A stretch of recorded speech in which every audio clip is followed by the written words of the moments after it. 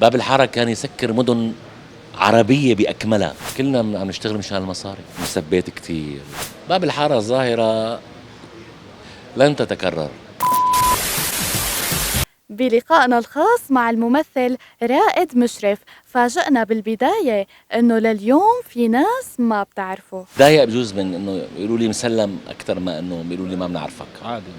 ابطال باب الحارة اسماءنا لزقت فينا طيلة هي الفترة. انا صورت باب الحارة بال 2005 للان، انا وين ما بروح بيقولوا لي مسلم. بحب، بس انا هناك شخصيات كتير انا ساويتها، اتمنى انه انا يعني الناس تنادي لي بهدول الشخصيات. طبعا بدي اطلع من هي الشخصية، مع انه قلت لك انا بحبها وهي من قدمني للجمهور السوري والعربي. وخبرنا رائد إنه الناس متعلقة بباب الحارة بسبب الشخصيات القديمة. لو موجود كل شخصيات باب الحارة وعائلة أبو عصام والشخصيات اللي الناس حبوها، كان الناس تفاعلوا مع باب الحارة. باب الحارة كان يسكر مدن عربية بأكملها، مدن عربية، مو حارات، مدن عربية كانت تسكر وقت ينعرض باب الحارة. لم نكن نتوقع نجاح باب الحارة أبدا. السنة الماضية العربجي ساوى حضور مهم. هل العربجي مثلا هو كان أهم من باب الحارة الجزء الأول والثاني والثالث؟ لا، لم يكن أهم. باب الحارة ظاهرة لن تتكرر.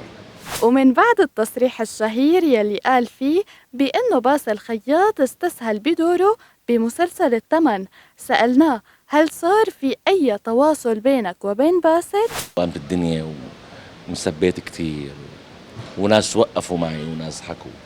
هو كان انطباع عن عمل شاهدت له إياه، وكان هذا انطباعي.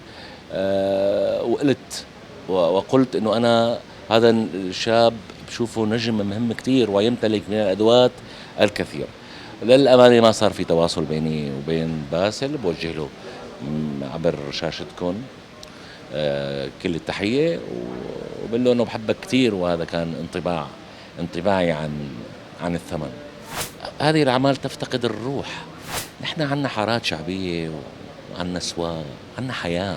م- م- قصصهم وحكاياتهم اللي بتنتقل الى العربية مع انه يكون فيها نجومنا تختلف عن حياتنا. سبب استمراريتك بالدوبلاج هل هو السبب الأساسي المصاري؟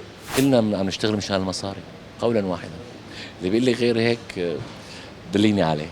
وضعنا بسبب الحرب خلى الناس فعلا محتاجة مصاري. رائد، شو حقيقة الأجور اليوم بالتلفزيون أو بالدراما؟ هل هي عن جد عم بتكون مرضية ولا لا؟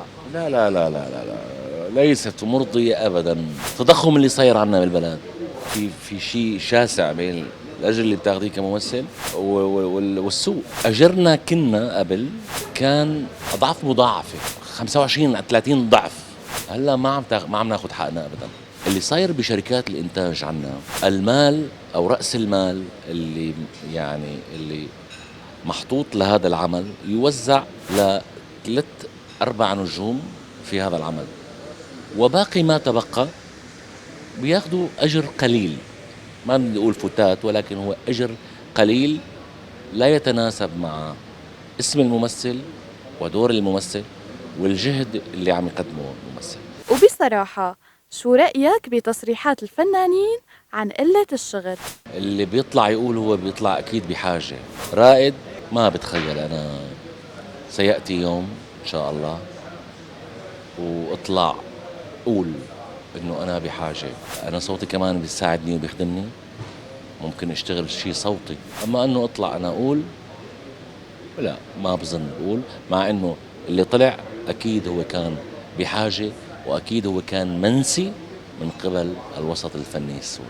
ليش دائما الناس بيعلق بذاكرتها أدوار الشر وكمان الناس بتفضل أدوار الشر؟ الشر بيعلم. اللي إياها بزماناته الأستاذ بسام كوسا، اللي الشر بيحبوه الناس، والناس بتحب تبكي. يعني أنت جيبي لها مسلسل دراما في بكي ونواح، ما أجمله هذا المسلسل. وهذا الشاب الطيب الحباب، مسلم القبضاي الزقرت الدرويش حامد الحلاق الكاركتر، رحت اتجاه يعني شكل أدائي مختلف عما كنت أنا أقدمه، بلشوا ناس يعرفوني، يعني يعرفوني أكثر من قبل، مع إنه كنت معروف يعني، بس الناس بتحب الشر بالعموم، يعني ما بتحب الطيبة.